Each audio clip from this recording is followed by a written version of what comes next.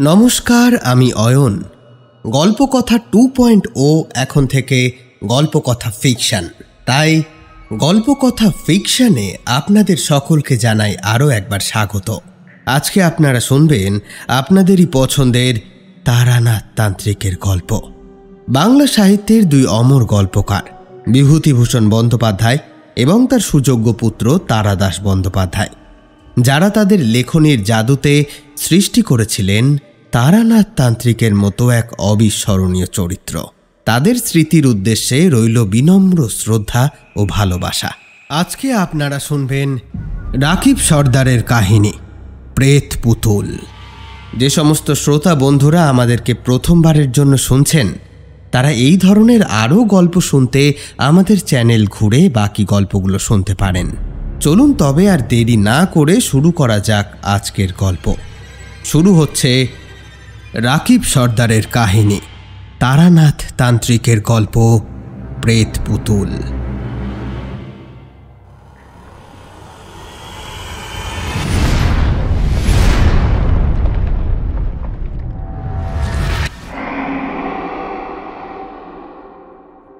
জ্যৈষ্ঠ মাসের সেই রাতটির কথা আমার আজও স্পষ্ট মনে আছে। সে রাতে আকাশে চাঁদ ছিল, কিন্তু তার আলোয় কোনো স্নিগ্ধতা ছিল না। ধুলো আর ধোঁয়ার এক ঘোলাটে চাদর ভেদ করে যেটুকু জ্যোৎস্না পৃথিবীতে নামছিল, তা যেন কোনো এক ক্ষয় রোগের ফ্যাকাশে হাসির মতো ম্লান। বাতাসও একেবারেই পড়ছিল না। কলকাতার বুকে জমে থাকা সমস্ত দিনের উত্তাপ যেন মঠ লেনের এই সংকীর্ণ গলিটাতে এসে আটকে গিয়েছিল। এমনই এক গুমোট অস্বস্তিকর রাতে আমরা, অর্থাৎ আমি আর কিশোরী, এসেছিলাম ঠাকুর মশায়ের সান্নিধ্যে। কিশোরীর মধ্যে ইদানিং এক আশ্চর্য পরিবর্তন এসেছে। তার চরিত্রের সেই লঘু চপল সংশয়বাদ এখন আর যেন নেই। তার জায়গায় এসেছে এক গভীর চিন্তাশীল কৌতূহলী ব্যক্তিত্ব। সে এখন আর গল্পকে অবিশ্বাস করার জন্য শোনে না, শোনে তার অন্তর্নিহিত অর্থকে বোঝার জন্য। অনেকক্ষণ চুপচাপ বসে থাকার পর কিশোরী প্রথম কথা বলল। ঠাকুরমশাই, বলছি একটা প্রশ্ন করব। তারানাথ আরামকে দাঁড়ায় চোখ বুজে বসে পুকুর নল মুখে দিয়েছিলেন। সেইভাবেই চোখ না খুলে মুখ থেকে নলটা নামিয়ে বললেন, মনে যখন প্রশ্ন জেগেছে তখন তা চেপে রাখতে নেই, বলে ফেলো।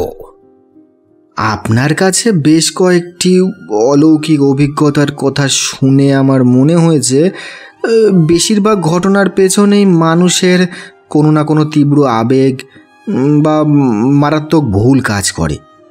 তা আমার প্রশ্ন হলো, অলৌকিক জগতের সব ঘটনাই কি মানুষের কোনো ভুল বা আবেগের প্রতিচ্ছবি? এমন কিছু কি হয় না যার উৎসই অশুভ, যার পেছনে কোনো মহৎ আবেগ বা করুণ কাহিনী নেই, আছে শুধু বিনাশ করার ইচ্ছা? কিশোরীর এই প্রশ্নে মনে মনে বেশ চমকে গেলাম। প্রশ্নটি সত্যিই গভীর। ঠাকুরমশাই এবার ধীরে ধীরে চোখ খুললেন। তার দৃষ্টি হ্যারিকেনের ম্লান আলোয় এক মুহূর্তের জন্য স্থির হয়ে রইল। তোমার ভাবনা ঠিক পথে এগোচ্ছে কিশোরী। পৃথিবীর সব ছায়া আলোর অনুপস্থিতি নয়। কিছু ছায়া আছে যাদের নিজস্ব অস্তিত্ব আছে। তারা জন্মায় মানুষের কোনো তীব্র অনুভূতি থেকে, কিন্তু সে অনুভূতি সবসময় ভালোবাসার বা শোকের হয় না। কখনো কখনো তা জন্মায় তীব্র ঘৃণা, ঈর্ষা বা প্রতিহিংসা থেকে।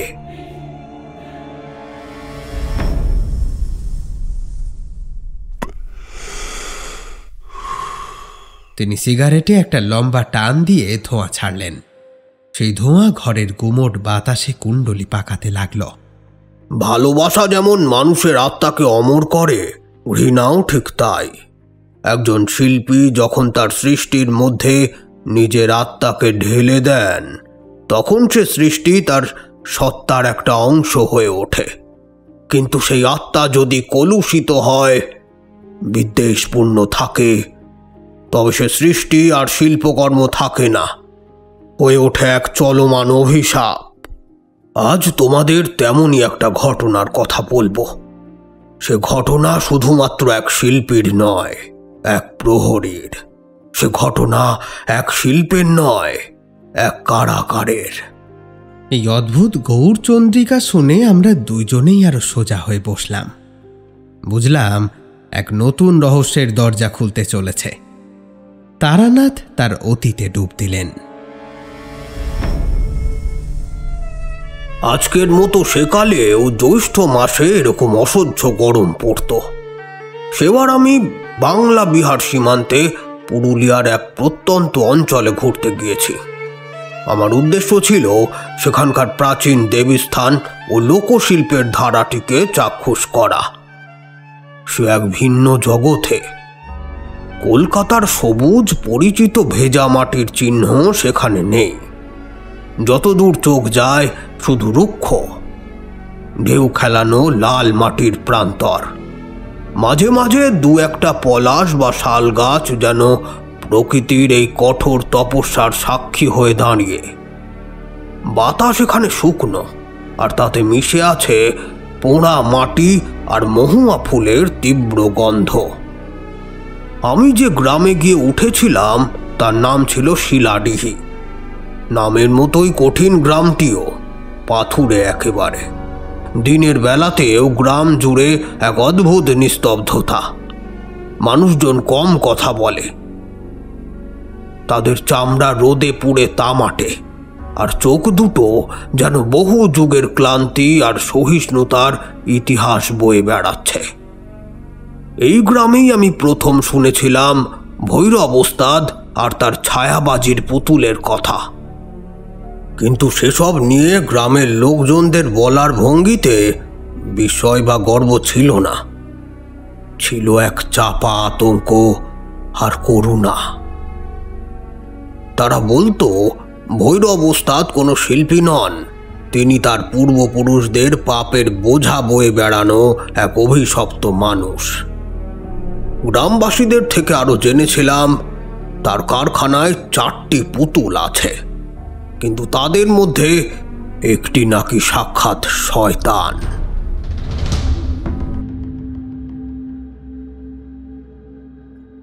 সেই পুতুলটিকে নাকি ভৈরব ওস্তাদ নিজের জীবনী শক্তি দিয়ে আটকে রেখেছেন।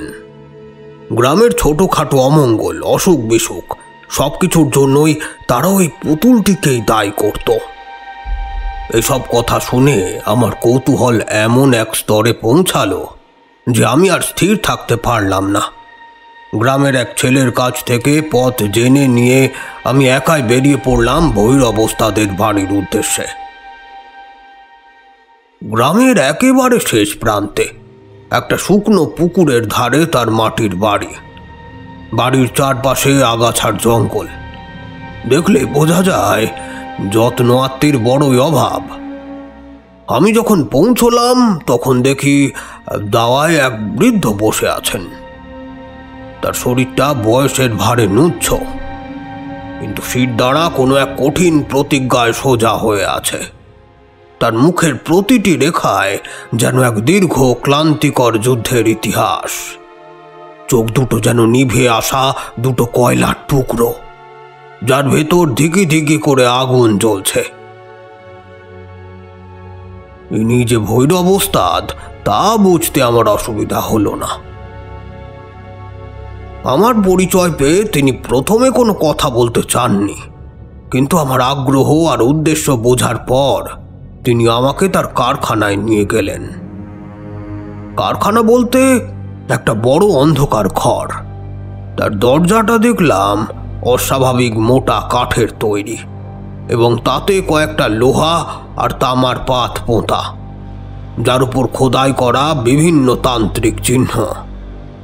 তো সেই ঘরের ভেতর ঢুকে আমার নাকে এক অদ্ভুত গন্ধ এলো। ধুলো আর পুরনো কাঠের গন্ধের সাথে মিশে আছে কর্পূর আর শুকনো লঙ্কার এক তীব্র ঝাঁঝ।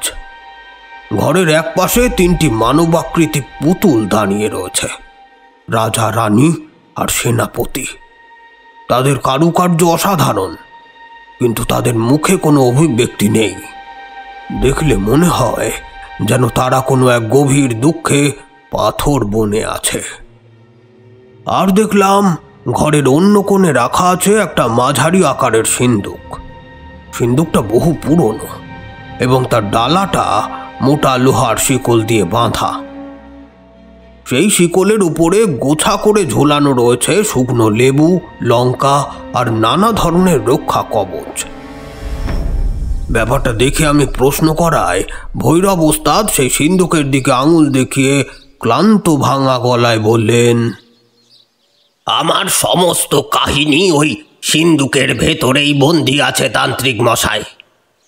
এবার আমার অনুরোধে তিনি তার সেই অভিশপ্ত উত্তরাধিকারের কাহিনী বলতে শুরু করলেন। আমার প্রপিতামহ শিবশঙ্কর ওস্তাদ এই ছায়াবাজির স্রষ্টা ছিলেন তিনি, কিন্তু তার সমসাময়িক আর একজন শিল্পী ছিলেন, নাম তার মদন ওস্তাদ। মদনের শিল্পকলা ছিল নিখুঁত, কিন্তু তার অন্তর ছিল বিষে ভরা। ঈর্ষা আর প্রতিহিংসা তাকে ভেতর থেকে অন্ধ করে দিয়েছিল। শিল্পের প্রতিযোগিতায় তিনি বারবার আমার প্রপিতামহের কাছে পরাস্ত হয়ে এক ভয়ঙ্কর পথ বেছে নেন। তিনি শুরু করেন তন্ত্র সাধনা। তার উদ্দেশ্য ছিল এমন এক সৃষ্টি তৈরি করা যা শুধু তার শিল্পকেই অমর করবে না, তার প্রতিদ্বন্দ্বীর বংশকেও চিরকালের মতো যন্ত্রণা দিয়ে ধ্বংস করে দেবে। তাই তাই তিনি তার জীবনের শেষ সৃষ্টি এই বিদূষক পুতুলটির মধ্যে নিজের সমস্ত ঘৃণা, বিদ্বেষ আর অশুভ শক্তিকে আহ্বান করে তার আত্মাকে এর মধ্যে স্থাপন করে যান। এভাবে তার মৃত্যুর পরেই সেই পুতুলটি জীবন্ত হয়ে ওঠে এবং নানা উপদ্রব শুরু করে।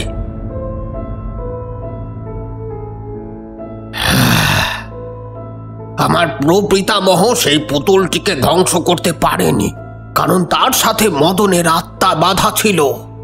তিনি তন্ত্রের সাহায্যে তাকে ওই সিন্ধুকে বন্দী করেন, কিন্তু সেই বন্ধনকে টিকিয়ে রাখার জন্য প্রয়োজন ছিল ক্রমাগত জীবনী শক্তির। আর সেই থেকে আমার পরিবার এই অভিশপ্ত পুতুলের প্রহরী। আমরা শিল্পী নই তান্ত্রিক মশাই, আমরা হলাম জেলের রক্ষী। ওকে আমরা বন্দী রাখি আমাদের জীবনী শক্তির বিনিময়ে। এই জীবনী শক্তি হলো ওর কারাগারের দেওয়াল। আমি আমার জীবনের শেষ প্রান্তে এসে পৌঁছেছি তান্ত্রিক মশাই। আমার শরীর দুর্বল হয়ে আসছে, আর তাই ওই কারাগারের দেওয়ালও দুর্বল হয়ে পড়ছে। আমি আজকাল প্রায় ওর অট্টহাসি শুনতে পাই, যেন সিন্ধুকের ভেতর থেকে আমাকে ব্যঙ্গ করে। তার কথা শুনে আমি শিউরে উঠলাম। এ তো বড়ই ভয়ঙ্কর কাহিনী। এ তো শিল্পীর মোহ নয়, এই যে শিল্পীর ঘৃণার অমরত্ব। আমি ভৈরবের মুখের দিকে তাকিয়ে তার ক্লান্ত অথচ দৃঢ় চোখের পানে চেয়ে বললাম, আপনি চিন্তা করবেন না ওস্তাদ, প্রত্যেক কারাগারেরই একটা তালা থাকে, আর প্রত্যেক তালারই একটা চাবি থাকে। আমি আপনার সাহায্যের জন্যই এসেছি। আমার এই কথা শুনে ভৈরব ওস্তাদের নিভে আসা চোখে এক ঝলক আশা চিকচিক করে উঠল। কিন্তু আমরা দুইজনেই তখন জানতাম না যে এই কারাগারের তালা ভাঙার জন্য এক অন্য শক্তি তখন গ্রামের পথে পা রাখতে চলেছে। সে শক্তি হলো মানুষের অজ্ঞতা আর সীমাহীন লোভ।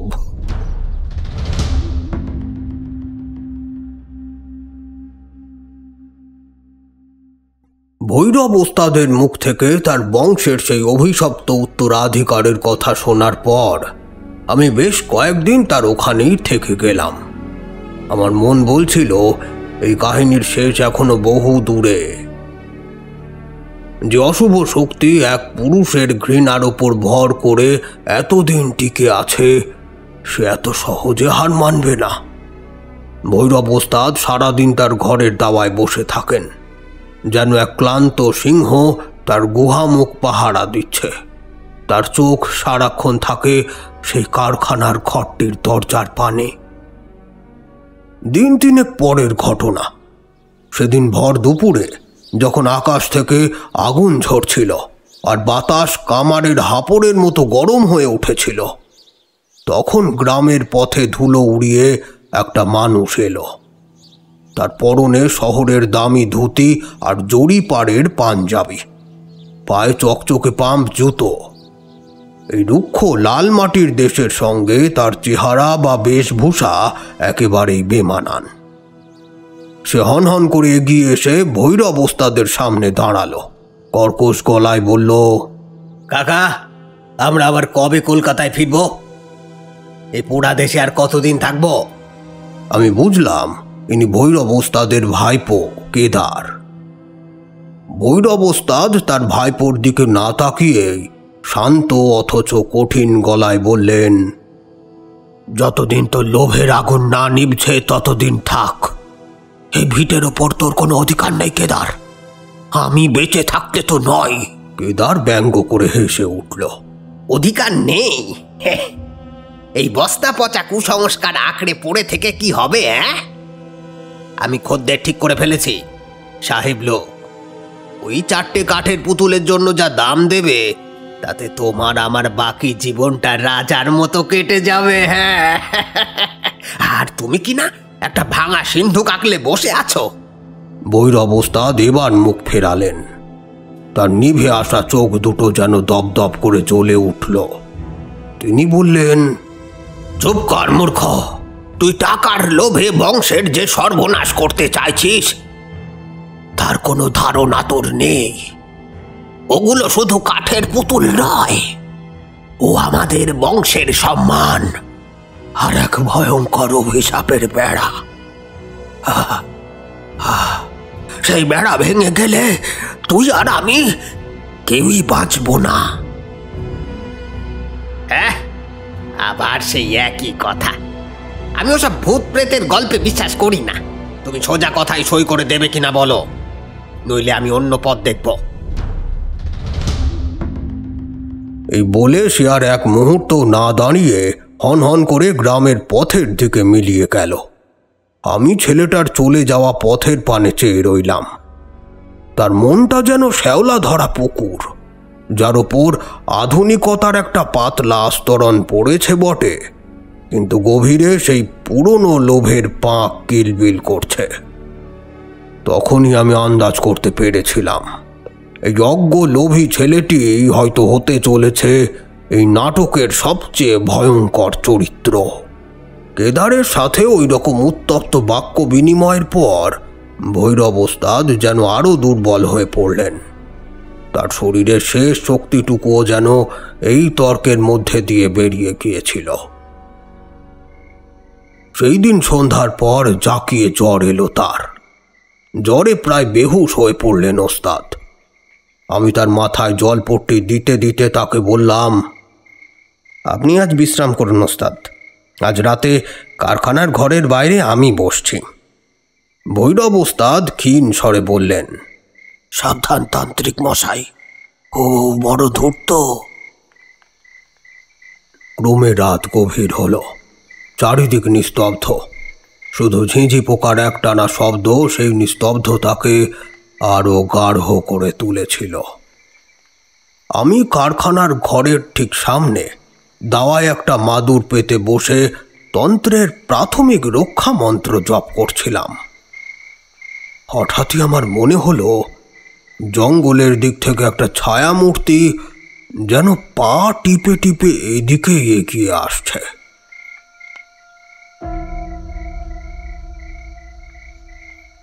কিছুক্ষণ পরেই বুঝলাম এ অন্য কেউ নয়, কেদার।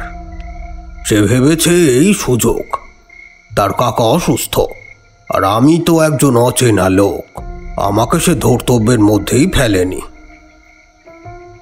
তো দেখলাম সে নিঃশব্দে কারখানার ঘরের দরজার সামনে এলো। দরজাটা শুধু একটা সাধারণ খিল দিয়ে আটকানো। কেদার অতি সহজেই সেই খিল খুলে ভেতরে প্রবেশ করল।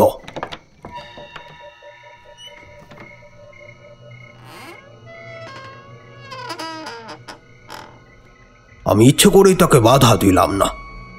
দেখতে চাইছিলাম তার অজ্ঞতা তাকে কত দূর নিয়ে যায়। তাছাড়া আমার মন বলছিল এ অশুভ শক্তির শেষ করতে হলে তাকে একবার তার সম্পূর্ণ রূপে প্রকাশ পেতে দেওয়া প্রয়োজন। আমি আমার স্থান ছেড়ে উঠে পড়লাম। জানলার একটা ভাঙা ফোকর দিয়ে কারখানার ভেতরে নজর দিলাম। কেদার ভেতরে ঢুকে তার পকেট থেকে একটা দেশলাই জ্বালল। সেই কাঁপা কাঁপা আলোয় ঘরের ভেতরের দৃশ্য আরও রহস্যময় হয়ে উঠল। সে রাজা রানী সেনাপতি পুতুলগুলোর দিকে একটা অবজ্ঞার দৃষ্টিতে তাকিয়ে সরাসরি এগিয়ে গেল সেই সিন্দুকটার দিকে। সিন্দুকের ডালায় লাগানো ছিল এক বিশাল পুরনো আমলের তালা। কেদার তার সাথে আনা একটা ছোট্ট লোহার ডান্ডা দিয়ে সেই তালায় ঘা মারতে শুরু করে।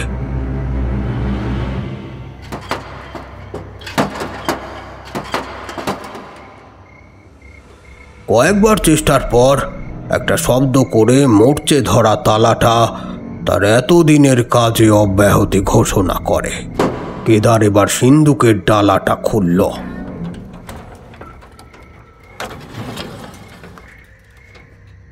আমি দেখলাম ভেতরের লাল শালুর উপরে শুইয়ে রাখা রয়েছে এক বিদূষক পুতুল। দেশলাইয়ের ক্ষীণ আলোয় তার ফ্যাকাশে কাঠের মুখ, চওড়া করে আঁকা কুটিল হাসি আর উজ্জ্বল কাঁচের চোখ দুটো জীবন্ত বলে ভ্রম হচ্ছিল। তার সারা শরীরে জড়ানো ছিল হলদে রঙের একটা কাপড়, যার উপরে কালি দিয়ে লেখা ছিল নানা মন্ত্র ও চিহ্ন। কেদার তাচ্ছিল্যের সাথে বিড়বিড় করে বলল, যত সব কাজাখড়ি কাণ্ড, একে বেচতে পারলে তবেই না আমার বুদ্ধি খুলবে। তার মাথায় তখন বিদেশি খদ্দেরের কথা ঘুরছে। সে ভাবল পুতুলটির কারুকার্য আর গঠনের একটা নিখুঁত বর্ণনা না দিতে পারলে সাহেবকে প্রভাবিত করা যাবে না। তাই সে তার ফতুয়ার পকেট থেকে এক টুকরো কাগজ আর একটা ছোট পেন্সিল বের করে পুতুলটির একটা দ্রুত নকশা এঁকে নেওয়ার চেষ্টা করল। এদিকে পুতুলের গায়ে জড়ানো সেই মন্ত্র লেখা কাপড়ের জন্য তার মুখের গড়ন আর শরীরের বাঁক ভালোভাবে বোঝা যাচ্ছিল না। সে অধৈর্য হলো। দেখ, যত সব নোংরা ন্যাকড়া। এই বলে কাপড়টিকে এক হ্যাচকা টানে ছিঁড়ে ফেলে দিল। আর ঠিক সেই মুহূর্তেই ঘটল অঘটন। ঘরের ভেতরকার বাতাস হঠাৎ করে বরফের মতো ঠান্ডা হয়ে গেল। আমার হাতে থাকা লণ্ঠনের শিখাটা দেখলাম দপদপ করে কেঁপে উঠেছে। ঘরের কোণ থেকে শুকনো পাতা ঝরে পড়ার মতো একটা খসখস শব্দ কানে এলো। আর ঠিক এর পরেই শুনলাম একটা ক্ষীণ চাপা হাসির শব্দ। কেদার ভয়ে এক পা পিছিয়ে এলো। তার হাতে ধরা পেন্সিলটা কেঁপে উঠল, কিন্তু পরক্ষণেই দেখলাম সে নিজেকে সামলে নিয়েছে। হয়তো ভেবেছিল ওটা ইঁদুরের শব্দ বা বাতাসের খেলা। সে দ্রুত কাগজে কয়েকটা আঁচড় কেটে পুতুলটির একটা মোটামুটি নকশা তৈরি করার চেষ্টা করল। কিন্তু সেই মুহূর্তে তার হাত এতটাই কাঁপছিল যে সে আর মনোযোগ দিতে পারছিল না। শেষ পর্যন্ত আর দাঁড়াতে না পেরে অসমাপ্ত নকশাটাকে মাটিতে ছুঁড়ে ফেলে দিয়ে সিন্দুকের ডালা কোনো মতে বন্ধ করে দ্রুত পায়ে ঘর থেকে বেরিয়ে দূরের অন্ধকারে মিলিয়ে গেল। তবে সে বুঝতেও পারল না তার এক মুহূর্তের অজ্ঞতা আর লোভ 100 বছরের পুরনো কারাগারের দরজা খুলে দিয়েছে।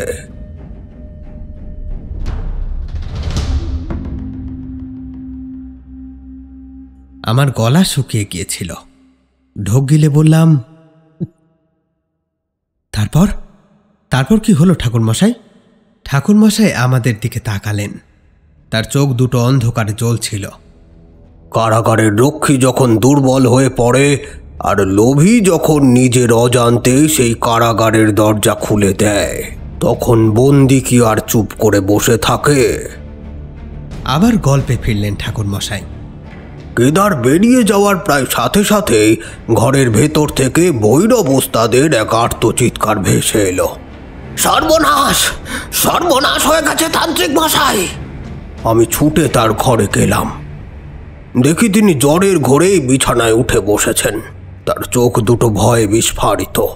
তিনি কাঁপতে কাঁপতে বললেন, বাঁধন, বাঁধন ছিঁড়ে গেছে, আমি অনুভব করতে পারছি। ও মুক্ত, ও মুক্ত, বাঁধন ছিঁড়ে গিয়েছে। আমি তাকে ধরে কারখানার ঘরে নিয়ে এলাম। ঘরের দরজা খোলাই ছিল। ভেতরে ঢুকে দেখি সিন্ধুকের ডালা খোলা, তালাটা ভাঙা অবস্থায় মাটিতে পড়ে আছে, আর তার পাশে ছিন্ন ভিন্ন হয়ে পড়ে আছে সেই মন্ত্র লেখা কাপড়টা। বিদূষক পুতুলটি সিন্ধুকের ভেতরেই ছিল, কিন্তু আগের মতো শোয়ানো অবস্থায় নয়। সে এখন সিন্ধুকের দেওয়ালে ঠেস দিয়ে বসে আছে। তার কাচের চোখ দুটো যেন সরাসরি আমাদের দিকেই চেয়ে আছে, আর তার কাঠের মুখে আঁকা সেই হাসিটা আগের চেয়েও অনেক গুণে যেন জীবন্ত। দেখলে মনে হবে ব্যঙ্গাত্মক আর কুটিলা হাসি হাসছে পুতুলটা। কিন্তু আমার দৃষ্টি গেল অন্যদিকে। যে তিনটি পুতুল রাজা, রানী আর সেনাপতি দেওয়ালের ধার ঘেঁষে সারিবদ্ধভাবে দাঁড় করানো ছিল, তারা এখন আর সেখানে নেই। তারা ঘরের মাঝখানে এমনভাবে দাঁড়িয়ে আছে যেন তারা এক অদ্ভুত নাটকের চরিত্র। রাজার মাথাটা একদিকে অসহায়ভাবে কাত হয়ে আছে। রানীর কাঠের হাত দুটো এমনভাবে মুখের সামনে তোলা যেন তিনি কোনো ভয়ঙ্কর দৃশ্য দেখে আর্তনাদ করতে গিয়ে জমে গিয়েছেন। আর সেনাপতির কোমর থেকে তার কাঠের তলোয়ারটি বেরিয়ে এসেছে এমনভাবে যেন সে কাউকে রক্ষা করতে গিয়েও ব্যর্থ হয়েছে। নিষ্প্রাণ কাঠের পুতুলদের এইরকম জীবন্ত করুণ অভিব্যক্তি দেখে আমার বুকের ভেতরটা হিম হয়ে গেল। ভৈরব ওস্তাদ এই দৃশ্য দেখে কান্নায় ভেঙে পড়লেন। তিনি মাটিতে বসে পড়ে বললেন, এত কালের বাঁধন, এত কষ্ট এক মুহূর্তে ছিন্ন ভিন্ন করে দিল। ও যে এখন মুক্ত তান্ত্রিক মশাই, ওর খেলার আসর বসবে এবার। আমি সেই ছিন্ন ভিন্ন রক্ষা কবচের কাপড়টা হাতে তুলে নিলাম। মনে হলো যেন কোনো মৃতদেহের শরীর থেকে তার শেষ উত্তাপটুকু মিলিয়ে যাচ্ছে। বুঝলাম সিন্ধুকে শুধু একটা কাঠের পুতুল বন্দি ছিল না, বন্দি ছিল এক পুরুষের 100 বছরের সঞ্চিত ঘৃণা। সেই ঘৃণা আজ মুক্তি পেয়েছে। যে কারাগারের দেওয়াল ভেঙেছে তার কয়েদি এখন একজন নতুন প্রহরী খুঁজবে, অথবা নতুন এক খেলার সঙ্গী।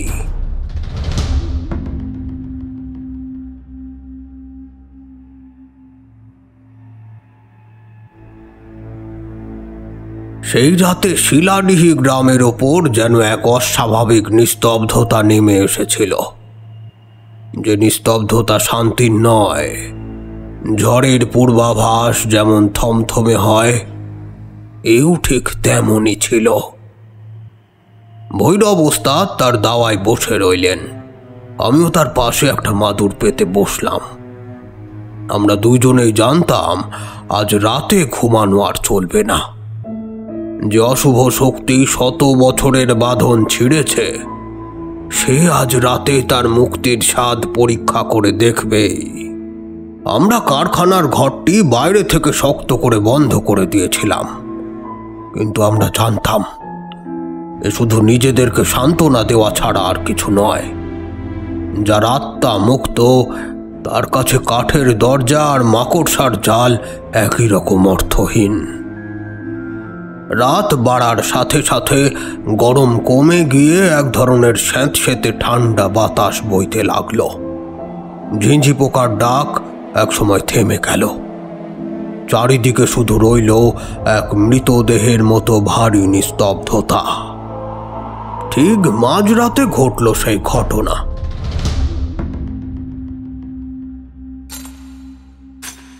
প্রথমে খুব ক্ষীণ, তারপর একটু স্পষ্ট।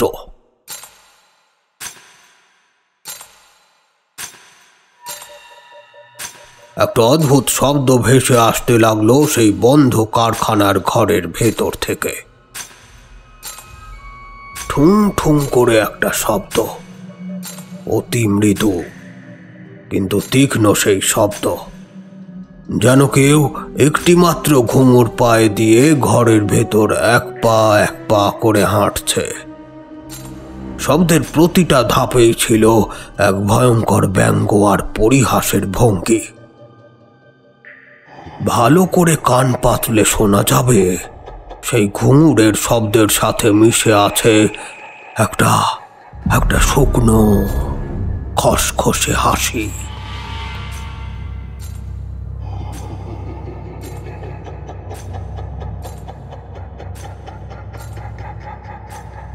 যেন দুটো কাঠের টুকরো একে অপরের সাথে ঘষা খাচ্ছে। সে হাসিতে আনন্দ নেই, ছিল শুধু বিদ্বেষ। গোটা গ্রাম যখন গভীর ঘুমে আচ্ছন্ন, তখন আমরা দুইজন মানুষ সেই নারকীয় শব্দ কান পেতে শুনে চলেছি। আমাদের শরীর ক্রমে শক্ত হয়ে যাচ্ছিল।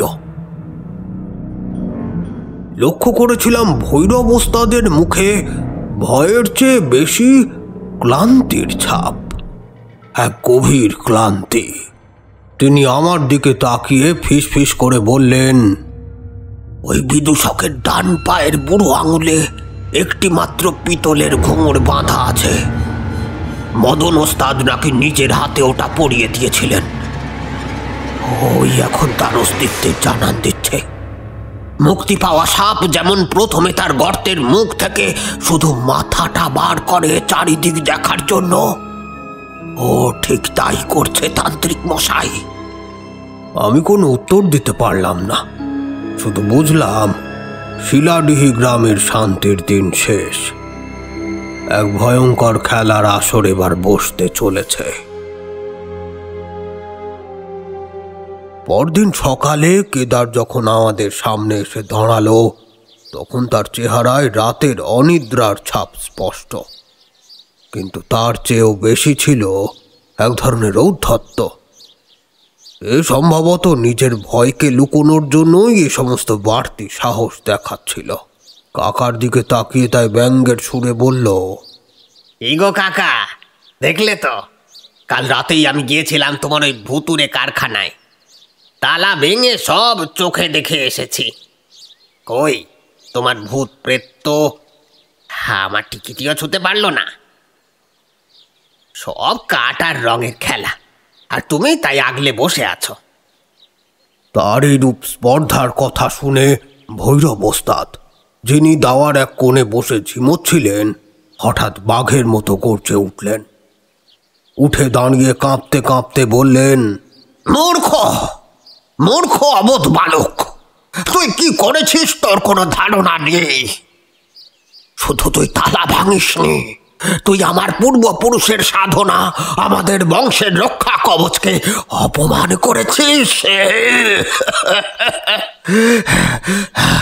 তুই আমাদের সর্বনাশ ডেকে এনেছিস, সর্বনাশ। কেদার কিন্তু তার কাকার এইরূপ ক্রোধ দেখেও দমল না। সর্বনাশ নয়, আমি তোমাদের সকলের ভাগ্য ফেরানোর ব্যবস্থা করছি। ওই কাঠের পুতুলের ছবি আমি সাহেবকে পাঠাবো, দেখো তারপর কত টাকা আসে। ভৈরব ওস্তাদ হতাশ হয়ে মাথায় হাত দিয়ে বসে পড়লেন। আমি এতক্ষণ চুপ করে সব শুনছিলাম। এবার কেদারের দিকে সরাসরি তাকালাম। আমার শান্ত কিন্তু স্থির দৃষ্টির সামনে পড়ে সে যেন একটু বিচলিত হলো। আমি বললাম, তোমার মুখে তো সাহসের কমতি নেই দেখছি, কিন্তু তোমার চোখ যে অন্য কথা বলছে। হে, সারা রাত যদি শান্তিতেই ঘুমিয়ে থাকো, তবে তোমার চেহারা শুকিয়ে যাওয়া পাতার মতো ফ্যাকাশে কেন? চোখের নিচে কালি বা কিসের? আমার এইরূপ সরাসরি প্রশ্নে কেদারের মুখের ঔদ্ধত্যের ভাবটা মুহূর্তে যেন মিলিয়ে গেল। সে নিজেকে সামলে নিয়ে বলল, হ্যাঁ, গরমের জন্য ঘুম হয়নি, তাতে কি হয়েছে?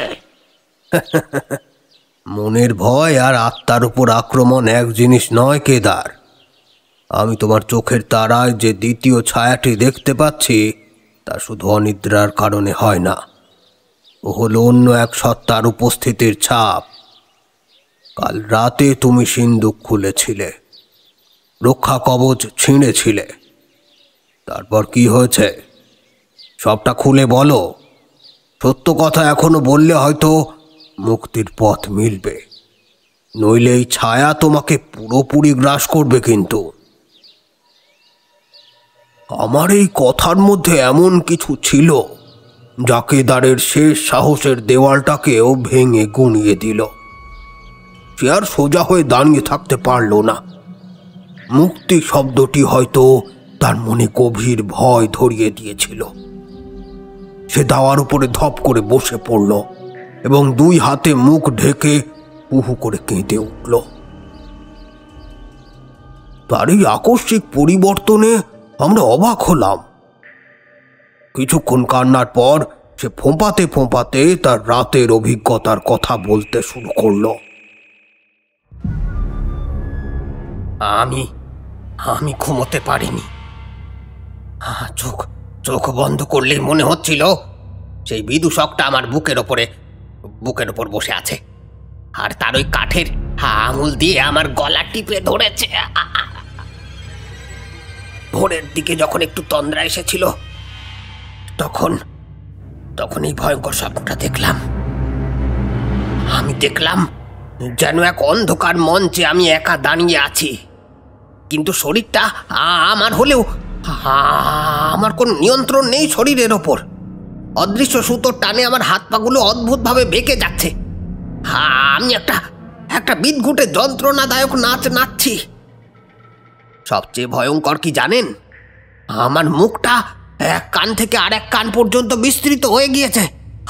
আমি ওভাবেই হাসছি বটে, কিন্তু আমার চোখ দিয়ে জল পড়ছে, আর আমার নিজের গলা থেকে এক বিকট তীক্ষ্ণ হাসির শব্দ বেরিয়ে আসছে।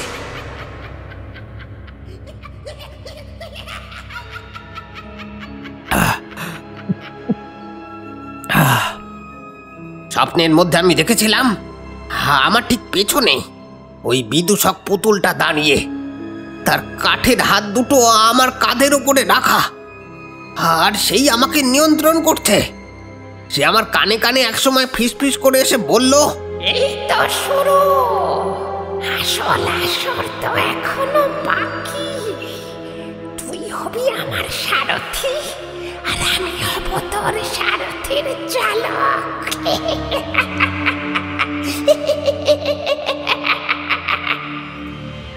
এই কথা বলে কেদার আর নিজেকে সামলাতে পারল না, আবার সে কান্নায় ভেঙে পড়ল।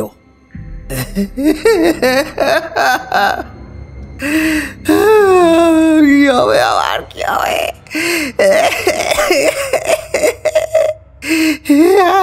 আমি ভয় পাচ্ছি, ও আমায় মেরে ফেলবে, আমায় মেরে ফেলবে। আমি বুঝলাম মদন ওস্তাদের আত্মা তার খেলা শুরু করে দিয়েছে। সে কেদারের লোভী কিন্তু দুর্বল মনটিকে তার রথের ঘোড়া হিসেবে বেছে নিয়েছে।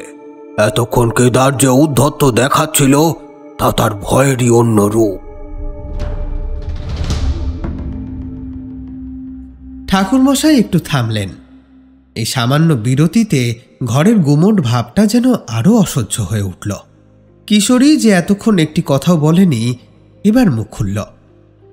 ঠাকুরমশাই, ওই পুতুলটা তো একটা জড় বস্তু, তার কি নিজের বুদ্ধি আছে?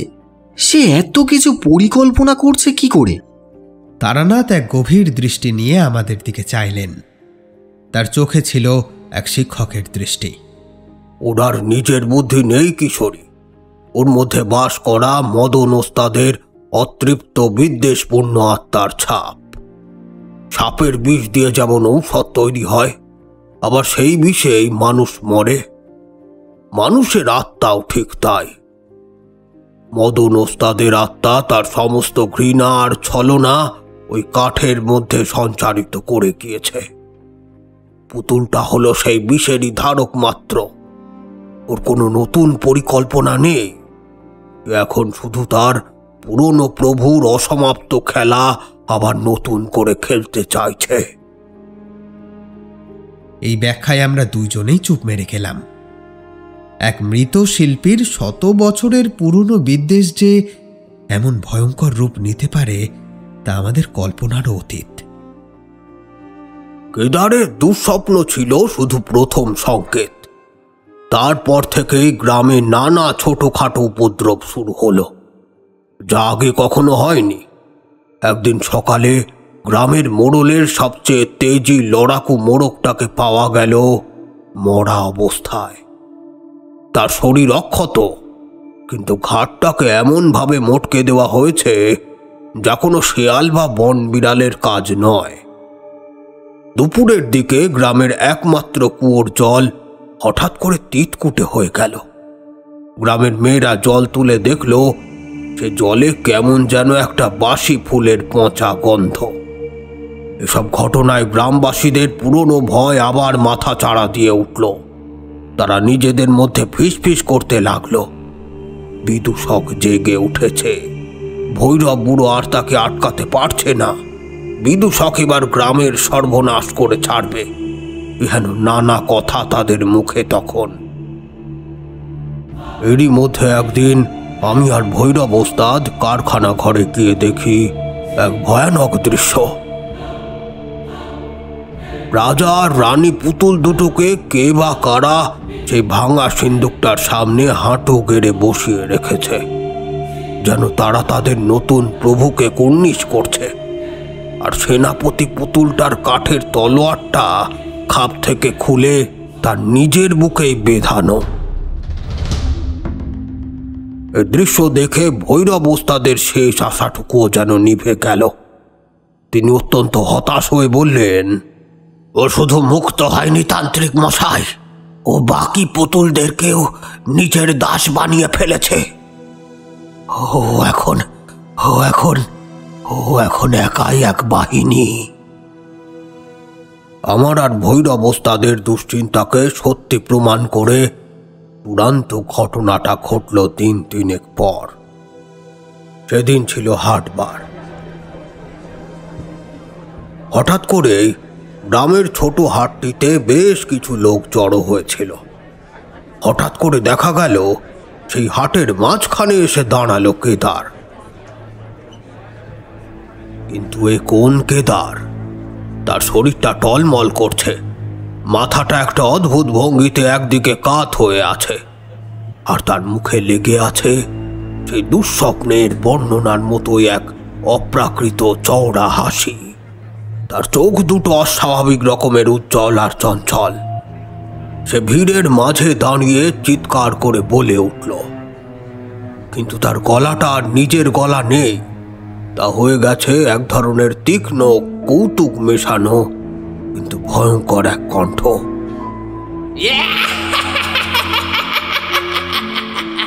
শোনো শোনো, শিলাদিঘির গ্রামবাসীগণ, বহু প্রতীক্ষার পর আবার বসতে চলেছে সেই বিখ্যাত ছায়াবাজির আসর।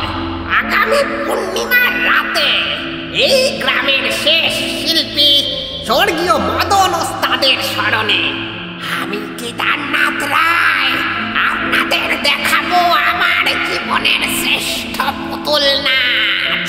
আসুন আসুন। গ্রামবাসীরা অবাক হয়ে তার এই অদ্ভুত আচরণ দেখে চলল। এই নাচের প্রধান আকর্ষণ থাকবে সর্বকালের শ্রেষ্ঠ বিদূষক।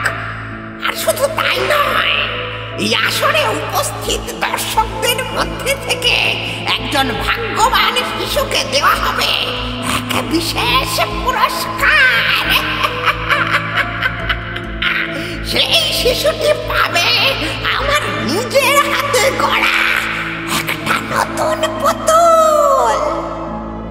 তার এই শেষ কথাটা শোনা মাত্র আমার আর ভৈরব ওস্তাদের শিরদাঁড়া দিয়ে এক হিমশীতল স্রোত বয়ে গেল। আমরা তৎক্ষণাৎ বুঝে গেলাম এর আসল অর্থ কি। ওই অশুভ আত্মা এখন আর শুধু উপদ্রব করে বা ভয় দেখিয়ে সন্তুষ্ট নয়, সে একটা নতুন কচি জীবন্ত শরীর চায়, যার মধ্যে সে পাকাপাকি আশ্রয় নিতে পারবে। আর সেই ভয়ঙ্কর কাজের জন্য সে কেদারকে দিয়ে এই মারাত্মক খেলার আসরের ঘোষণা করিয়েছে।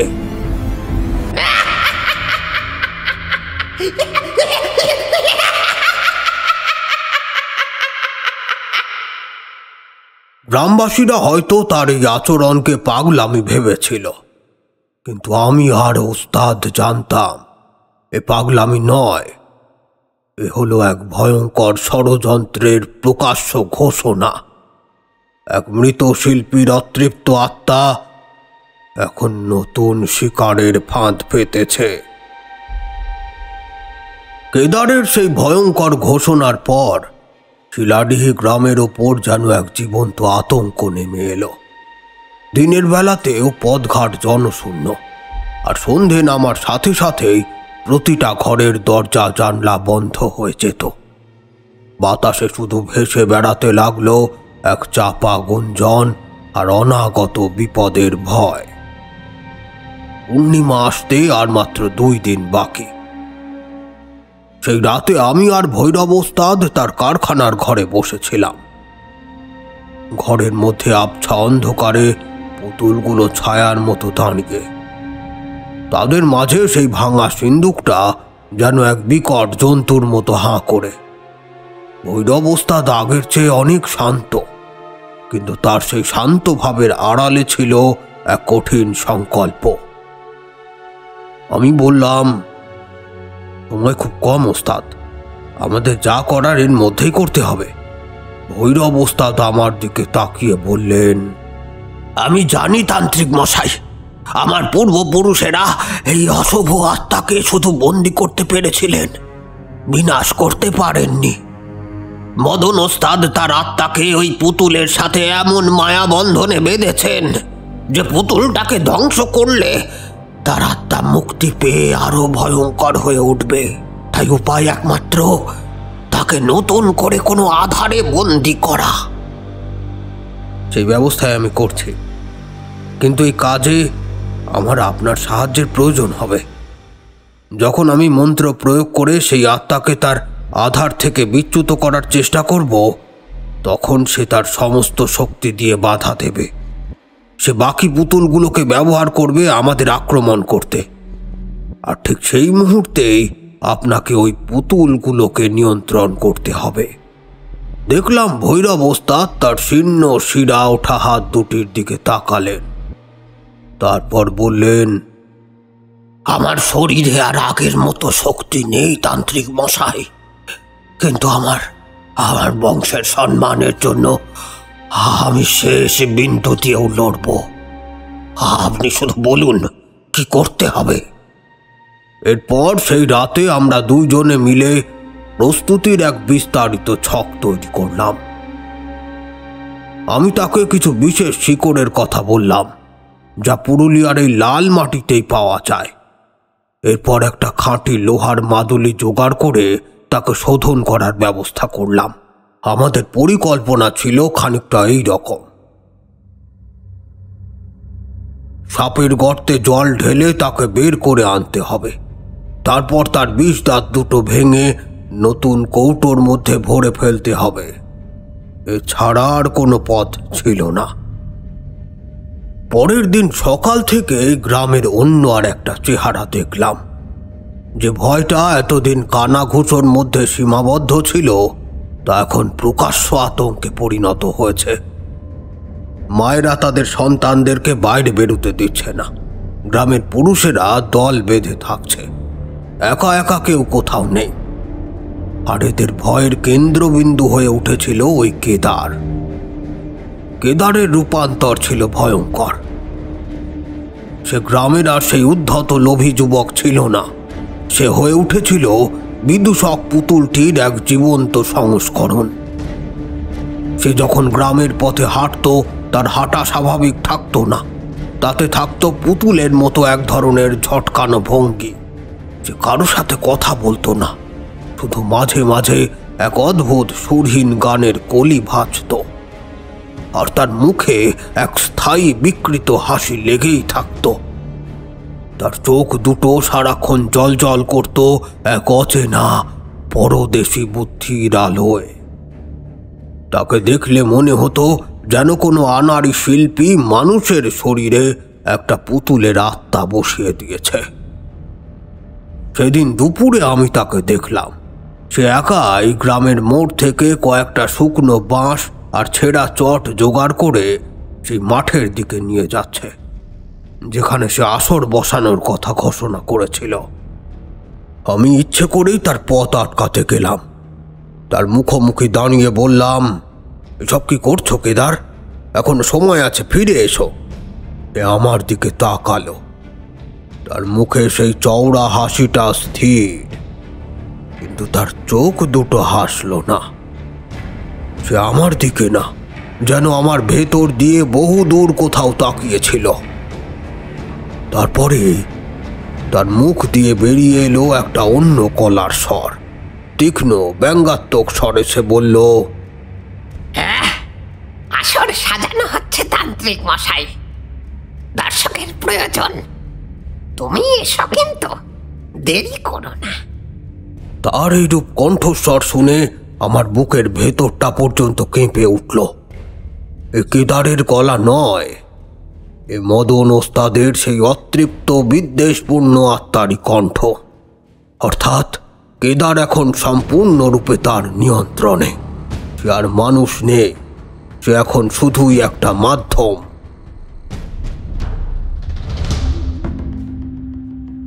এই পর্যন্ত বলে তারানাথ আবার থামলেন। তার কপাল বেয়ে ঘামের একটা ধারা গড়িয়ে পড়ছিল। তিনি হাত দিয়ে তা মুছলেন। ঘরের গুমোট ভাবটা যেন আমাদের শ্বাস রোধ করে দিচ্ছে। কিশোরী বলল, ঠাকুরমশাই, ওই ছেলেটার মানে কেদারের কি বাঁচার কোনো আশা ছিল না? হ্যাঁ, আশা আশা তো মানুষের জন্য কিশোরী। যে স্বেচ্ছায় শয়তানের রথের ঘোড়া হয়, তার ভাগ্য রথের চাকার নিচেই লেখা থাকে। আমার উদ্দেশ্য তখন আর কেদারকে বাঁচানো ছিল না।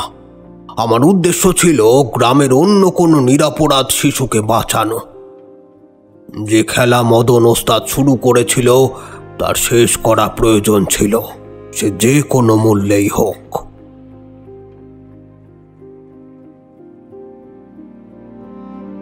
ঠাকুরমশাইয়ের কণ্ঠস্বরটা কেমন বিষণ্ণ শোনাল।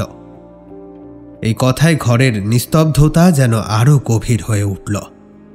আমরা পূর্ণিমার সেই ভয়াল রাতের কাহিনীর জন্য ভেতর ভেতর বেশ উত্তেজিত হয়ে উঠলাম। অবশেষে সেই পূর্ণিমার রাত এলো। সেদিনের চাঁদ দেখে আমার বুকটা কেঁপে উঠেছিল। আকাশে যেন রূপোর থালার মতো গোল চাঁদ ওঠেনি, উঠেছিল এক ফ্যাকাশে ফোলা ফোলা হলদে চাঁদ, যেন কোনো এক অজানা রোগে ভোগা রোগীর মুখ। সে আলোয় চারিদিক ভেসে যাচ্ছিল বটে, কিন্তু তাতে কোনো পবিত্রতা ছিল না। ছিল এক অসুস্থ অপার্থিব ছায়া। ছায়াগুলো অস্বাভাবিক রকমের দীর্ঘ আর বিকৃত হয়ে উঠেছিল। আমি আর ভৈরব ওস্তাদ আমাদের সমস্ত প্রস্তুতি শেষ করে ফেলেছিলাম। আমি তার বাড়ির চারপাশে মন্ত্র পড়ে একটা রক্ষাগণ্ডি বা গণ্ডি এঁকে দিয়েছিলাম। যে লোহার মাদুলিটি জোগাড় করেছিলাম, সেটাকে সারাদিন ধরে মন্ত্র পড়ে আগুনে পুড়িয়ে শোধন করে নেওয়া হয়েছিল।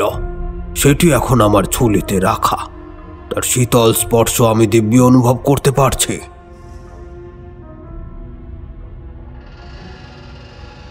রাত বাড়ার সাথে সাথে চারিদিক একেবারে নিস্তব্ধ। প্রকৃতির সমস্ত শব্দ যেন ভয়ে চুপ মেরে গিয়েছে।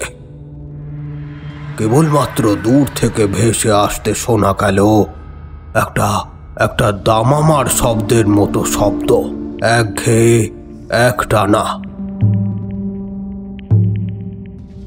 সম্মোহনী সেই শব্দ, যেন কোনো এক আচারের জন্য সবাইকে আহ্বান করা হচ্ছে।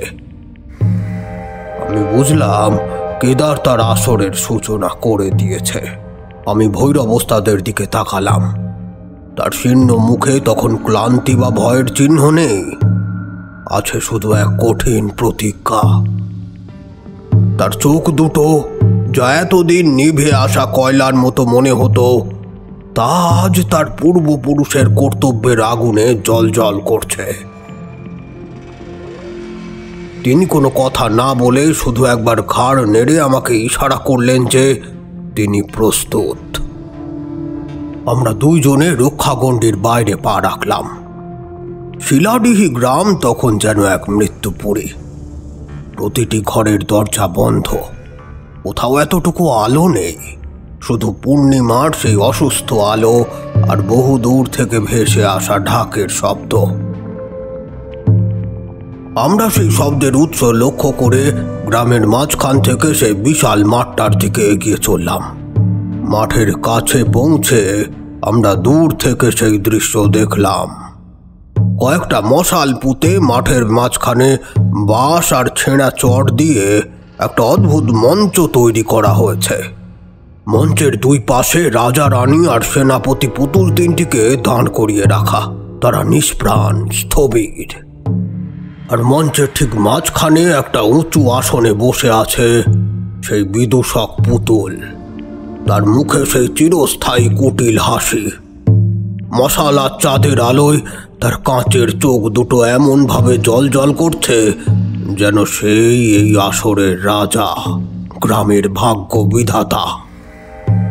তার ঠিক সামনেই মাটিতে বসে আছে কেদার, তার চোখ দুটো বন্ধ, আর সে এক টানা তালে সেই ঢাকের মতো জিনিসটা বাজিয়ে চলেছে। তার সারা শরীর ঘামে ভেজা, কিন্তু তার মুখে কোনো ক্লান্তি নেই, আছে এক পৈশাচিক আনন্দ। সে অপেক্ষা করছে তার দর্শকদের জন্য, তার শিকারের জন্য। মঞ্চ প্রস্তুত ছিল, অভিনেতাও প্রস্তুত। শুধুমাত্র নাটকের শেষটা কি হবে তা ঠিক করার ভার ছিল আমার আর এই ক্লান্ত বৃদ্ধ প্রহরীর ওপর। কেদারের একটানা ঢাকের শব্দ হঠাৎই থেমে যায়। মাঠের উপরে নেমে আসে এক হিমশীতল অশুভ নিস্তব্ধতা। পূর্ণিমার ফ্যাকাশে আলোয় মঞ্চে বসে থাকা বিদূষক পুতুলটাকে দেখাচ্ছিল জীবন্ত। হঠাৎই কেদারের মুখ দিয়ে আবার সেই তীক্ষ্ণ অপার্থিব কণ্ঠস্বরটা বেরিয়ে এলো। সে হাত নেড়ে সুর করে বলতে লাগলো, ভয় কিসে ওরে ছোট খোকা, কাছে দেখবি কেমন মজার খেলা।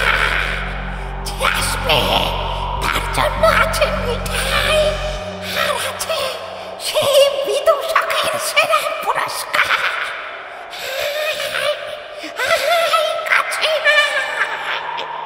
তার সেই আহ্বান যেন মন্ত্রের মতো কাজ করল। আমি দেখলাম যে গ্রামবাসীরা ভয়ে তাদের ঘরের দরজা বন্ধ করে লুকিয়েছিল, তাদেরই কোনো এক বাড়ির ঝাঁপ খুলে একটা 5-6 বছরের শিশু বেরিয়ে এলো। সে হয়তো তার বাবা মায়ের নজর এড়িয়ে ওই বিচলিত আলো আর ঢাকের শব্দে আকৃষ্ট হয়ে বাইরে চলে এসেছে। বাইরে এসে সে অবাক চোখে মঞ্চের দিকে চাইল, তারপর এক পা করে এগোতে থাকলো। এমন সময় শোনা গেল গ্রামবাসীদের চাপা আর্তনাদ, কিন্তু কেউ ভয়ে বাড়ির বাইরে বেরোনোর সাহস পাচ্ছে না। এদিকে শিশুটি সম্মোহিতের মতো হেঁটে চলেছে সেই মৃত্যু ফাঁদের দিকে। আমি বুঝলাম আর অপেক্ষা করার সময় নেই। শিশুটি আর মঞ্চের মধ্যে দূরত্ব এখন মাত্র কয়েক হাত।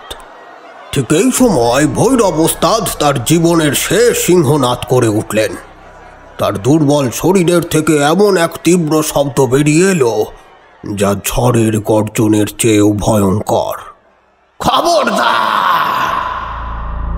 এই একটি মাত্র শব্দ উচ্চারণ করে তিনি তার হাতে ধরা সুতোগুলোকে এমনভাবে হ্যাঁচকা টান দিলেন সঙ্গে সঙ্গে দেখা গেল এক আশ্চর্য ঘটনা। মঞ্চের দুই পাশে দাঁড়িয়ে থাকা নিষ্প্রাণ রাজার সেনাপতি পুতুল দুটো যেন যেন ভৈরব ওস্তাদের সুতোর টানের বলে জীবন ফিরে পেল। সেনাপতি পুতুলটা এক লাফে মঞ্চের সামনে এসে শিশুটি আর বিদূষকের মাঝখানে দাঁড়িয়ে তার কাঠের তলোয়ারটি তুলে ধরল। ওদিকে রাজা পুতুলটিও তার বিশাল শরীর দিয়ে শিশুটিকে আড়াল করে দাঁড়ালো, যেন এক পিতা তার সন্তানকে রক্ষা করছে। বিদূষক পুতুলের মধ্যে থাকা সেই আত্মা এই অপ্রত্যাশিত বাধার জন্য একেবারেই প্রস্তুত ছিল না। ক্রোধে গর্জে উঠল সে, আর তারই ফলত কেদারের মুখ দিয়ে বেরিয়ে এলো একটা তীব্র হিচহিচে শব্দ।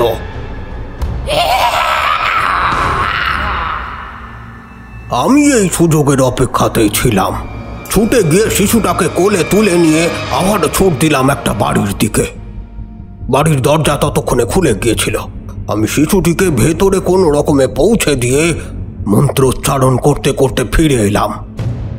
ততক্ষণে আমি বুঝে গিয়েছিলাম এই আমার জীবনের অন্যতম কঠিন পরীক্ষাগুলোর একটা। ঝুলিতে হাত দিয়ে সেই শোধিত খাঁটি লোহার মাদুলিটি বার করেছি। আমার মন্ত্রপাঠের সাথে সাথে চারিদিকে যেন এক অদৃশ্য যুদ্ধ শুরু হয়েছে। বাতাসে আর্তনাদ, মশালের আলো দপদপ করে ওঠা, আর সেই সাথে বিদূষক পুতুলটির তার আসনে বসেই থরথর করে কেঁপে চলা। দেখলাম কেদারের শরীরটাও কাঁপছে। সে মাটিতে শুয়ে পড়ে অদ্ভুতভাবে ছটফট করছে। মন্ত্র পড়া কিছুতেই থামালাম না। এক নাগারে মন্ত্র পাঠ করতে করতে এগিয়ে চললাম সেই মঞ্চটার দিকে। মঞ্চের ঠিক সামনেই মাটিতে পড়ে কেদার ছটফট করছে। ওদিকে বিদূষকের অশুভ শক্তির বিরুদ্ধে সেনাপতি আর ওই রাজা পুতুলটি একভাবে লড়ে চলেছে যেন। তাদের শরীর দুটো কাঁপছে। এমতো অবস্থায় নজর গেল ভৈরব ওস্তাদের দিকে। ওস্তাদের সমস্ত শরীর ঘামে ভিজে গিয়েছে। তার চোখ দুটো বন্ধ আর তার ঠোঁট দুটো কাঁপছে। তিনি তার শেষ জীবনী শক্তি দিয়ে ওই দুটো কাঠের পুতুলকে জীবন্ত রেখেছেন, যাতে আমি আমার কাজ সম্পন্ন করতে পারি। অবশেষে সেই মুহূর্ত এলো। আমি আমার তর্জনী সেই মাদুলির দিকে নির্দেশ করে আমার সাধনার সবচেয়ে শক্তিশালী বন্ধন মন্ত্রটি উচ্চারণ করলাম। এখানে অবশ্য আমি মন্ত্রটা তোমাদেরকে শোনাচ্ছি না, তো আসল ঘটনা শোনো। আমার মন্ত্র শেষ হওয়ার সাথে সাথে বিদূষক পুতুলটির ভেতর থেকে এক ঝলক কালো ধোঁয়ার মতো ছায়া বেরিয়ে এলো। সেই ছায়া প্রথমে তীব্রভাবে বাধা দেওয়ার চেষ্টা করলো, কিন্তু আমার মন্ত্রের আকর্ষণে তা ক্রমশ মাদুলিটির দিকে এগিয়ে আসতে লাগলো। আমিও শরীর শক্ত করে প্রস্তুতি নিলাম। এক অন্তিম তীক্ষ্ণ আর্তনাদের শব্দ শোনা যায় এই সময়।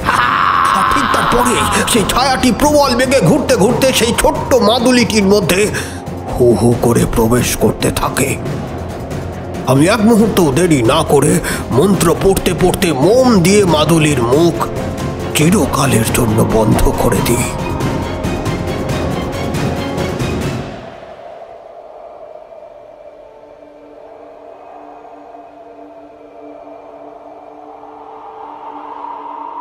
এবার সাথে সাথে সব থেমে যায়। বাতাসের আর্তনাদ মুহূর্তে মিলিয়ে পুনরায় স্বাভাবিক পরিবেশ। মশালের আলো ইতিমধ্যে স্থির হয়েছে। বিদূষক পুতুলটি তার আসন থেকে একটা নিষ্প্রাণ কাঠের বস্তুর মতো নিচে গড়িয়ে পড়ল। তার মুখের সেই কুটিল হাসিটা তখন দেখাচ্ছিল বোকা এবং অর্থহীন। কেদার তো মাটিতে পড়ে ছটফট করছিলই, এবার একটা অন্তিম গোঙানির শব্দ করে পুরোপুরি জ্ঞান হারালো সে।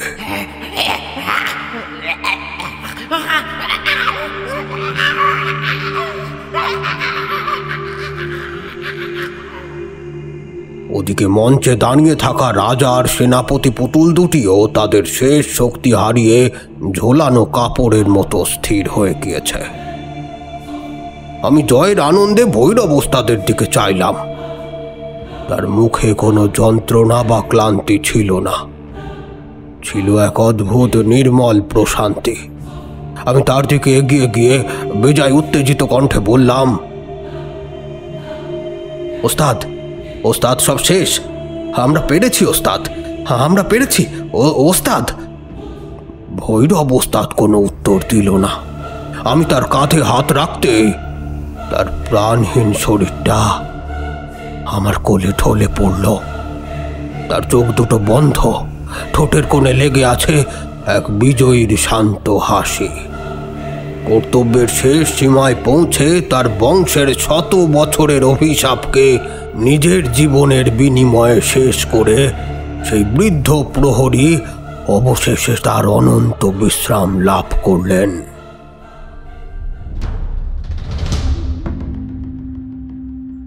ঠাকুরমশাই গল্প শেষ করে চুপ করে গেলেন।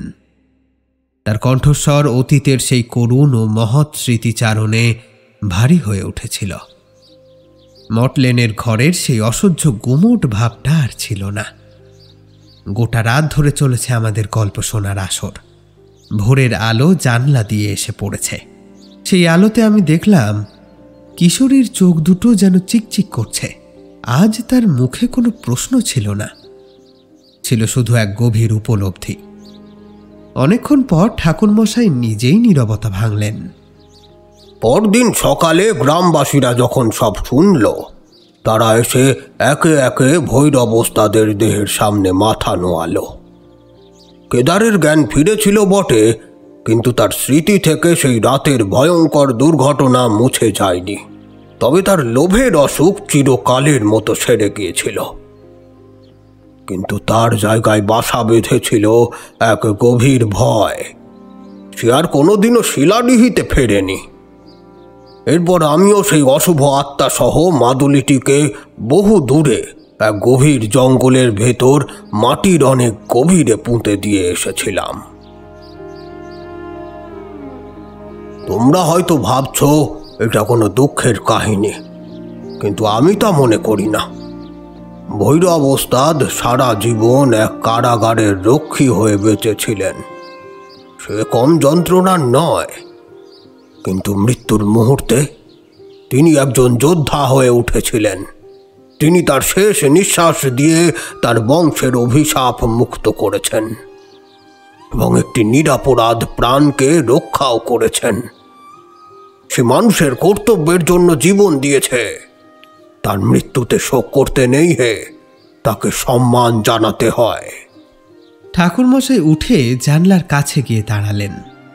ভোরের আলোয় তার ছায়া দীর্ঘ হয়ে আমাদের উপরে এসে পড়ল। তিনি বাইরের দিকে তাকিয়ে ধীর স্থির গলায় বললেন, প্রকৃত মুক্তি আত্মত্যাগের মধ্যেই নিহিত থাকে। ভৈরব ওস্তাদ তার শেষ অভিনয়ের মাধ্যমে সেই মুক্তি লাভ করেছেন। আমরা যখন তার ঘর থেকে বেরিয়ে এলাম, তখন ভোরের আলোয় কলকাতা শহর জেগে উঠেছে। আমাদের মনটা ছিল শান্ত, কিন্তু এক অদ্ভুত বিষণ্ণতায় পূর্ণ। আমরা সেদিন শুধু এক ভয়ঙ্কর পুতুলের কাহিনী শুনিনি, শুনেছিলাম এক ক্লান্ত প্রহরীর বিজয়ের কাহিনী, যার মূল্য ছিল তার নিজের জীবন।